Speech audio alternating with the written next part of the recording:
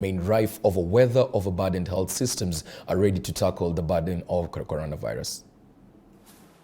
Africa's ability to tackle coronavirus is improving, the World Health Organization's Africa director has said, amid concerns from health experts that the region is already overburdened with cases of measles, malaria, Ebola, and other infectious diseases. The capacity of countries to address this outbreak has improved extremely in the last few months. Rebecca Moeti said previous medical emergencies like the Ebola outbreak had prepared the continent. So point of entry, screening, for example, surveillance, laboratory capacity, and therefore we're able to build on this.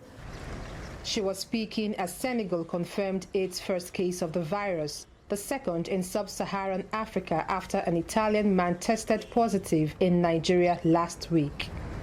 On Monday, Nigeria's Minister of Health, Osagi Ehanire, updated the country on preparations. There's a brand new emergency unit, state-of-the-art, that is under construction, has been under construction in Gwagwalada, which was not yet completed, but they're working at feverish pace, and they should be completed by next month, April.